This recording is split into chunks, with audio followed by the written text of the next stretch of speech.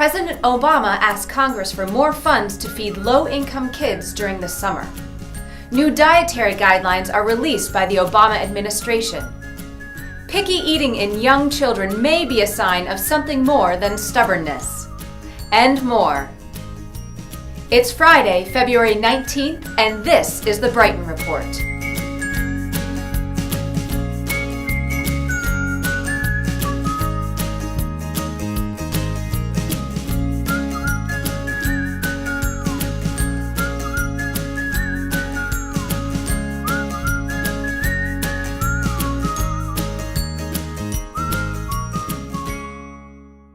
The Obama administration recently unveiled two proposals aimed at increasing access to federal nutrition programs for low-income school children. The president announced that his 2017 budget will include $12 billion over the next 10 years to help feed millions of low-income school children during the summer months.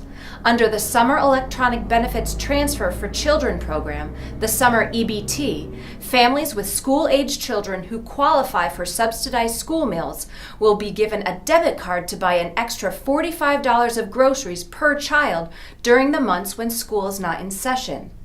Currently, fewer than 4 million of the nearly 22 million eligible children receive free or reduced price meals during the summer months. The Summer EBT program is meant to bridge that gap and would serve as an additional benefit to government assistance programs. Separately, the Department of Agriculture announced a pilot program aimed at increasing accessibility to National School Lunch Program. States will be allowed to use Medicaid data to find qualifying students and directly enroll them for free and reduced-priced lunches. Under the current system, parents have to go through a cumbersome application process to access the program. It's hoped that the reduction in paperwork will increase participation. States must apply to participate in the program.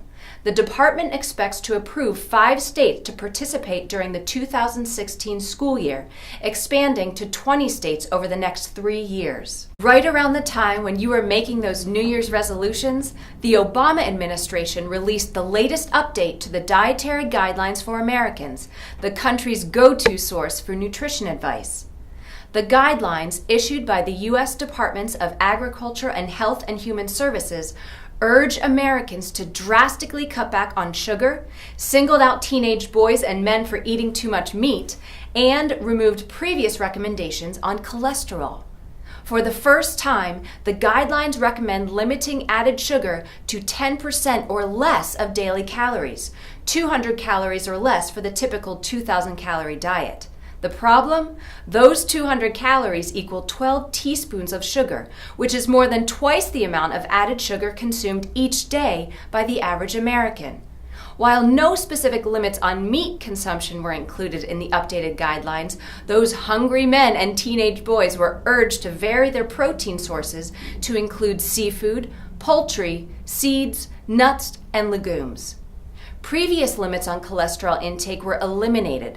Americans are now simply urged to eat as little dietary cholesterol as possible. New research now shows that foods high in cholesterol may not significantly increase the risk of heart disease in healthy adults. So, go ahead and scramble those eggs for breakfast. Just don't put salt on them. According to the recent CDC report, more than 90% of Americans, including children, consume too much sodium. And, not surprisingly, the guidelines recommend that we eat more fruits, vegetables, and whole grains. Picky eating affects an estimated 20% of all children. For some of those children, it's just a phase, but for others, it may be an indicator of something more troubling. A recent study published in the Journal of Pediatrics found that moderate selective eating in children aged 2 to 6 is associated with symptoms of psychological disorders such as anxiety, depression, and ADHD. Children who exhibit severe selective eating were 7 times more likely to have social anxiety and twice as likely to be diagnosed with depression compared to children without selective eating habits.